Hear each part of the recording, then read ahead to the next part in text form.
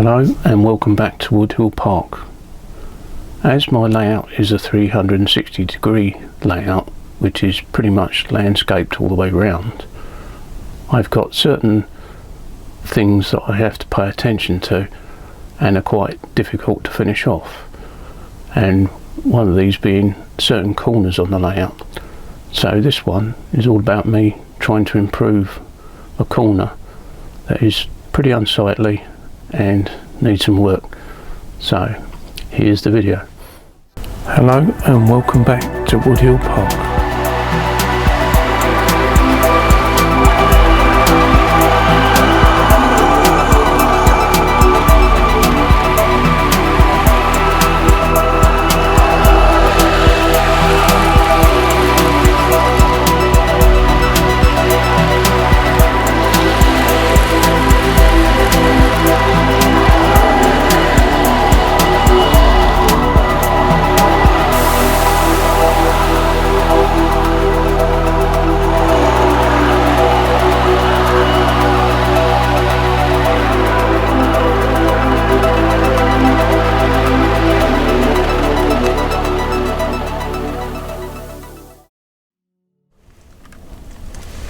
I've been working on a little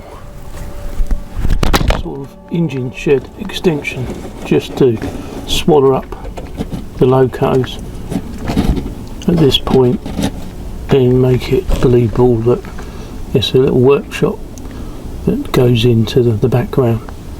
And I'm somehow going to deal with the back seam. I'm going to take the back seam off of this, which is coming off anyway, possibly reuse it and go straight across and meet the back seam behind somehow.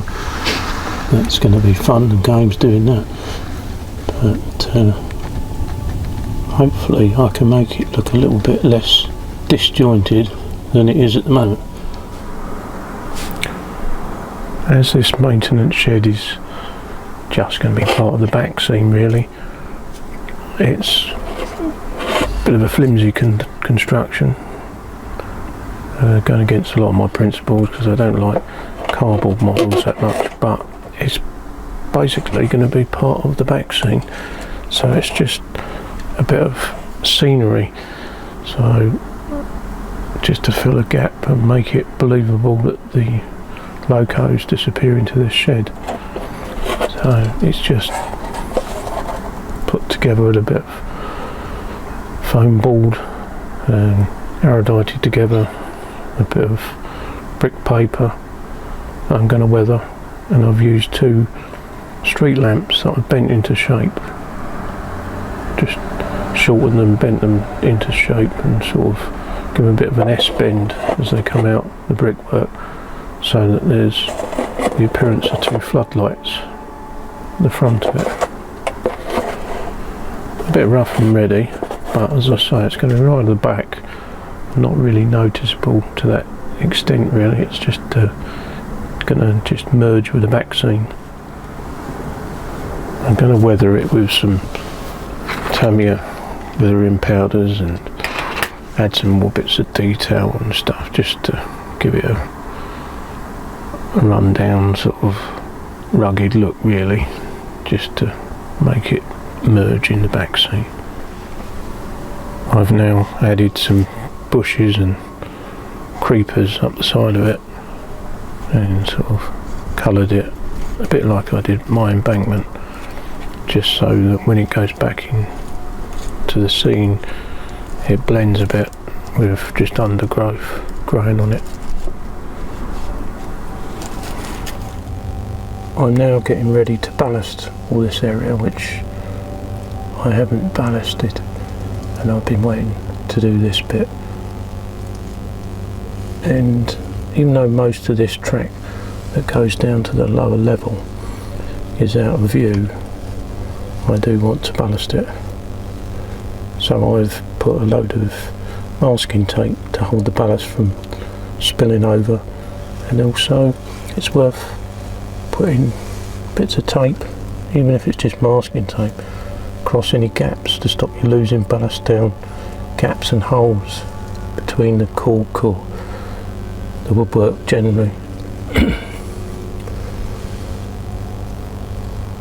So in places it's going to be quite deep, the ballast, because the track never really took to being placed on the top of this metal work, which you can buy from, I'll put it on the screen because I can't remember who it is now, but it's a magnetic system to pull the trains down.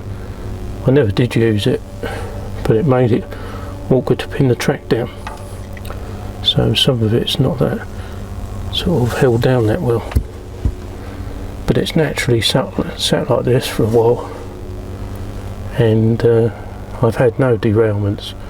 So what I'm going to do is just put the extra sleepers in, like places like that, and I'm just going to fill it with ballast to the level that it's actually happy with, because it's, as I say, it's been running like this for about 3 years now with no issues. So the ballast will just take up the gap between the sleepers and the woodwork here and there where it's not fastened that well. I realised that I did the original maintenance shed in fine grey ballast, and that's what I've used, even though I'm not so keen on it because it is very easily displaced. It sometimes looks better, but it's very hard to keep it in one place when you add liquid. So sometimes a blend of this and the medium is better, but I'm going with what I did before. If you find you've got a hole and the gravel or ballast is going down the hole, I did find another hole, or one or two actually, don't panic because it's quite easy. Just get a bit of tissue paper, screw it up with a pair of tweezers or pliers, just plug the hole and then carry on ballasting. But you don't want to lose all your ballast down the hole, and you don't really want a hole when you're finished. I use a variety of equipment. One of the bits of equipment I use is this ballast spreader. Excuse a loud motorbike in the background. Hazards of filming in the loft. Anyway, this ballast spreader is quite handy. I do use this just to get a move on and do a quick sort of area, and then I fine tune it afterwards with spooning it on and pouring it. I tend to pour it from one of these plastic containers from the corner. Also can spoon it on and tap the spoon on the rails to settle it, and also a makeup brush that you can pinch from your wife or your girlfriend, or even buy one yourself if you dare, and they're very fine, sort of bristled, so they don't displace the ballast too badly. I don't know why I'm out of breath. I think it's because I'm leaning in this corner trying to film. It is somewhat difficult, but yeah, they're the tools I use, and I'm now going to get on and do the ballasting on the main line that goes down the back here, and I'm going to use some medium brown for that.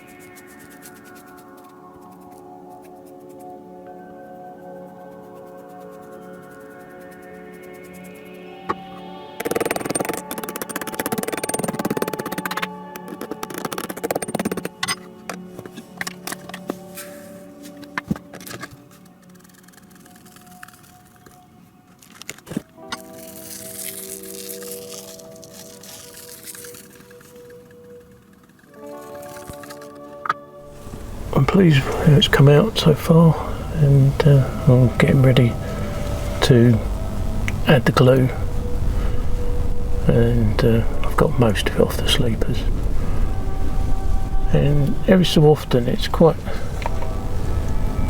sort of interesting to the eye if you leave a pile of ballast, extra ballast. The lens cap's getting in the way. Extra ballast at the side of the track, what would have been just left ready to add and possibly forgotten about. I quite like doing that sort of thing. Right, I'm all ready to go with the gluing, and I've got my IPA and my 50/50 PVA and some washing up liquid, just a few drips in it, and I'm just going to spray the rails with IPA so it gets into the ballast, and in sections, because it dries very quick, it evaporates being alcohol, and you need to protect stuff like paper vaccines from it because it can discolour the printing.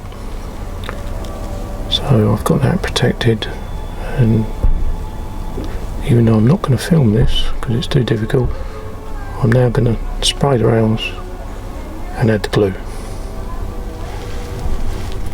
Just finished putting the PVA into the ballast all the way round,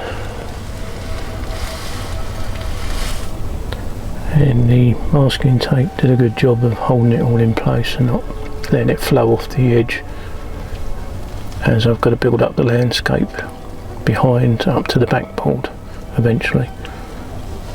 But yeah, it's all flowed nicely, plenty of PVA, best to overdo it rather than underdo it, and it's come out pretty well. The fine ballast has done what it normally does to me, and that starts flowing about a bit, but I should be able to address this as it dries. Yeah, when it's nearly dry I should be able to brush off the sleepers very carefully, but that's why I don't particularly like the fine. You have to work in very small bits of it as well, make sure it's got plenty of IPA on it so it doesn't get displaced. Now what you need to do is just leave it and walk away and do something else and let it dry in its own time, which will be 1 to 2 days in warm weather like this. It's still pretty warm in the loft. I'm actually wearing a vest at the moment, it's so warm, so it will dry pretty quick. So don't touch it, walk away. You can always address the little bits here and there that need touching up once it's dry. It's now about 2 hours later, and I'm going to very carefully pull this tape away before it hardens, so that the ballast don't stick to it too much.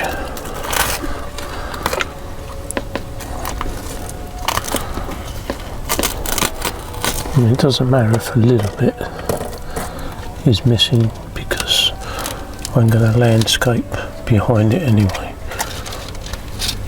But you stand more chance of putting lumps off when it finally dries.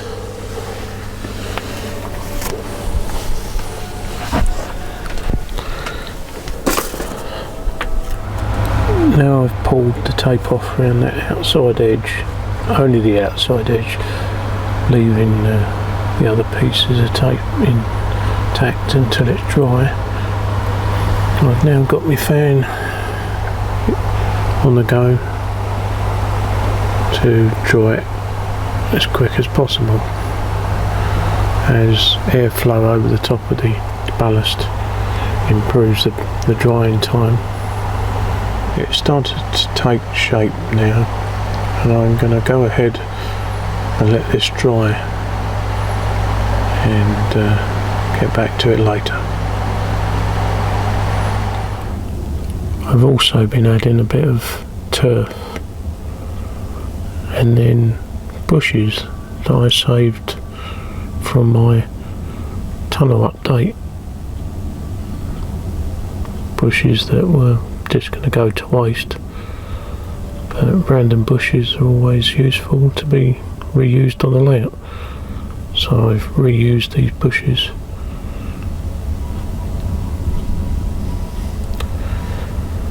I just keep them in a random box of bits and pieces, so they can always be reused again. Now I've got this bit worked out, I'm continuing to do something about filling in the gap between the back seam and the main line. So I've made a template up out of bits of cardboard, painstakingly glued, stuck them all together with tape to get the right shape.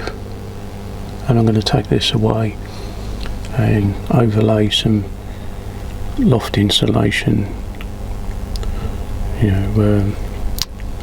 Celotex, or the brand is Celotex, and then have a go at cutting out possibly 2 layers, one to stick on top of the other, and carefully cut it up to fit this sort of shape.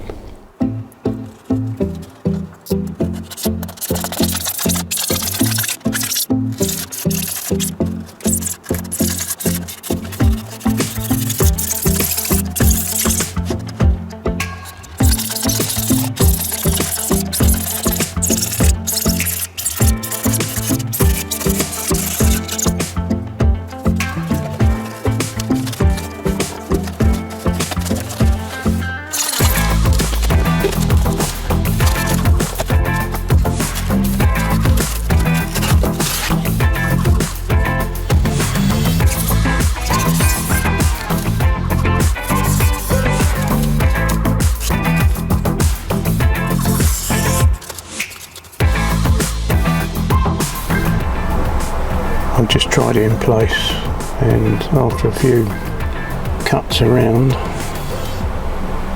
I've cut it to fit to a reasonable degree. I need to trim it a little bit more, see if I can get it to fit a bit better.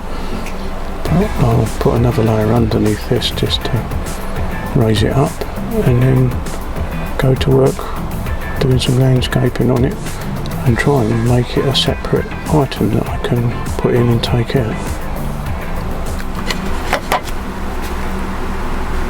I'm now going to glue with the hot melt glue some pieces underneath to give it some strength.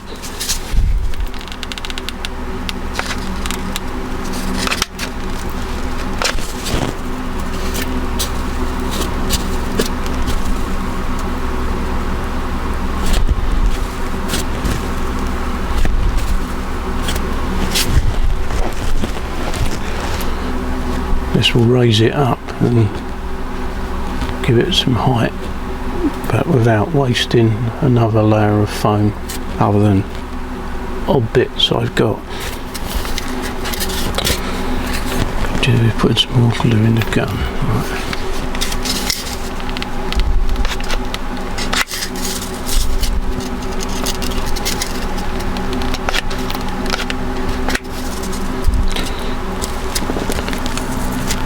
Doesn't matter where they go as long as they don't overlap the original shape.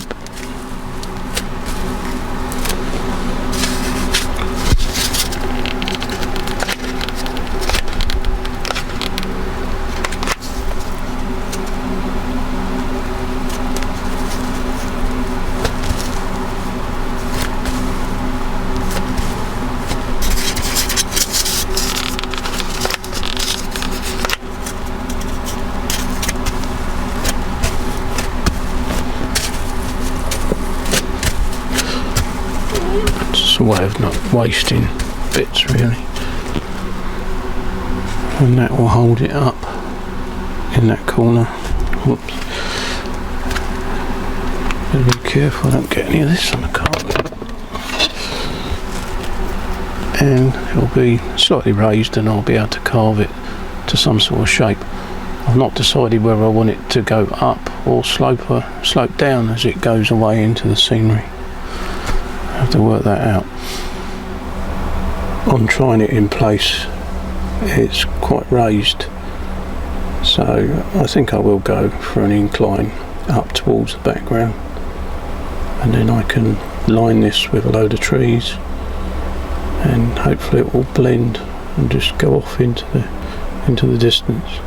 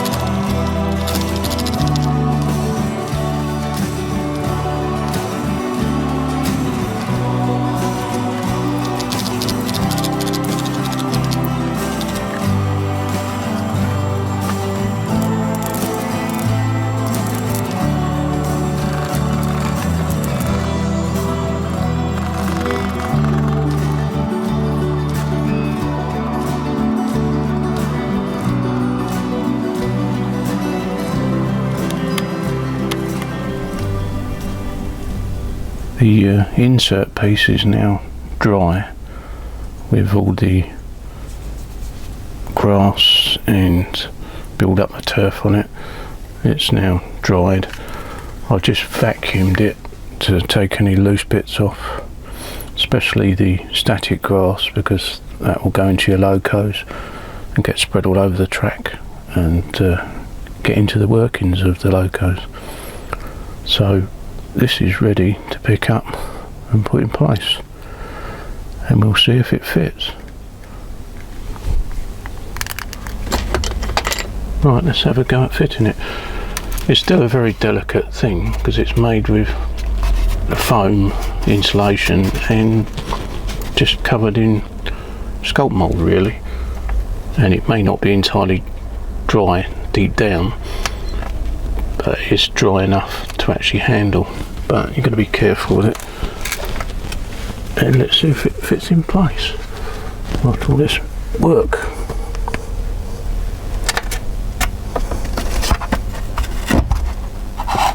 And if I slide it up, hopefully it will tuck in. I mean, there's going to be a few gaps that I can fill with bushes and stuff, but nevertheless it's a removable piece of scenery should I want to. If I bring up the back scene, tuck it in like that, it's going to give some sort of end to the layout over here. I mean, with a lot of scrutiny, it's not the best job in the world, but it's really off in the distance, so as long as I fill it with bushes and trees and stuff to match the background, it should come out quite well. So that's the next thing I'll be doing, is making some trees and bushes and bits and pieces to add some depth to it.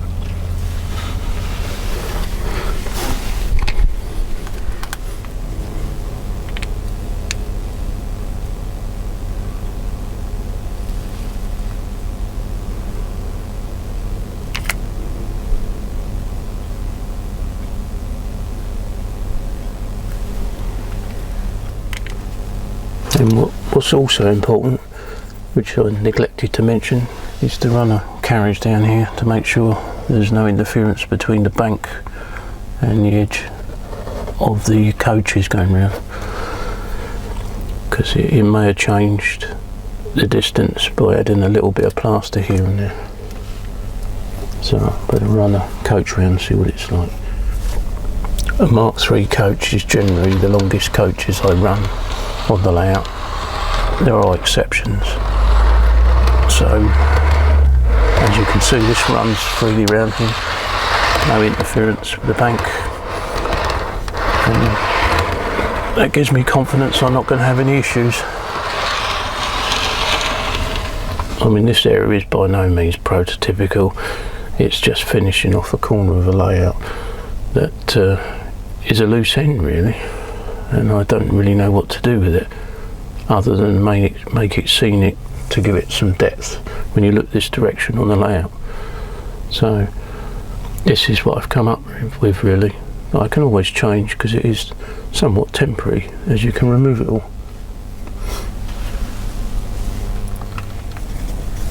I'm now going to do a bit of track weathering in this area, as the ballast is too fresh and new, plus the sleepers need changing to a sleeper grime colour, and so I'm using Vallejo leather brown, and it's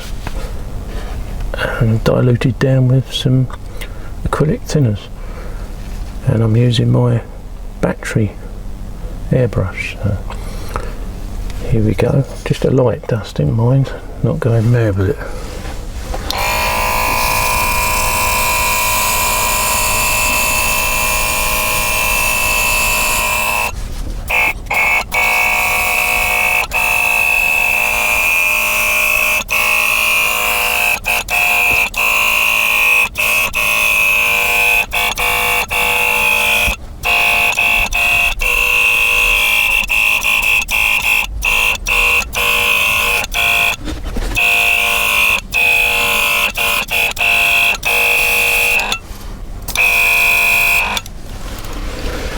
I'm now going to just generally weather down some of the maintenance shed I've built.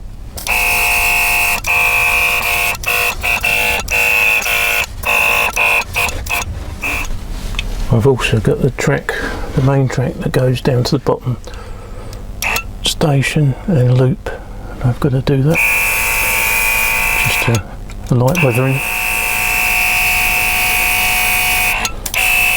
possibly less than the maintenance yard, as trains won't be standing.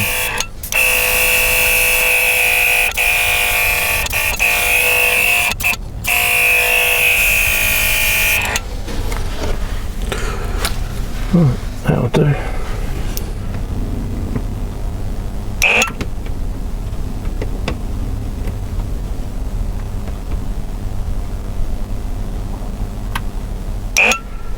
I'm going to let that dry and then clean it off the tracks.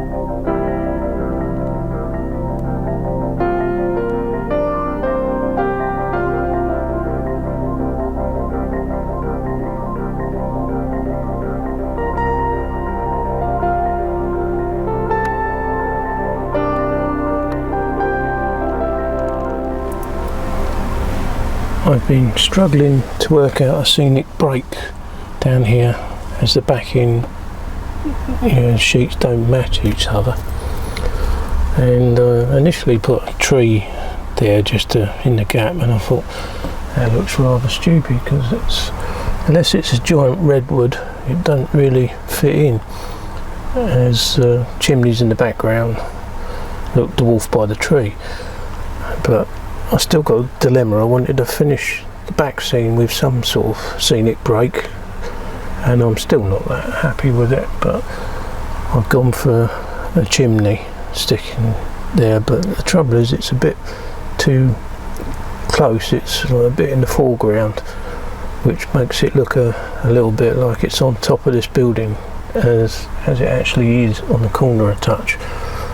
But just as it's got a straight line, it sort of ends the scene quite well and sort of tidily. But it's been a difficult one, and I'm still not entirely happy with it. I don't really know, other than having the scenic go round in an arc like I've done on other corners, which I may do if I redo the backing scene. But originally the tracks carried on up to the wall, and it was going to be a square corner. But I don't like square corners that much. They don't look that real, really. It looks nice if it flows round in an arc. But to achieve this, because I changed my mind, I had that gap. So for now, that's going to have to do. It's certainly not the best solution, but it's not the worst one either. And I think once I sort of pan away from it with the camera and show you a different perspective, it's won't notice as much. I mean, I've got bright lights on it at the moment and giving everything away, as I'm telling you about it as well, but it'll just blend into the back scene hopefully. If I go for a normal pan round with the normal lighting as it would be on the layout, you'll see what I mean. Even though I've pointed it out to you now, it just sits in the background as a rusty old chimney. And I think for now that will do.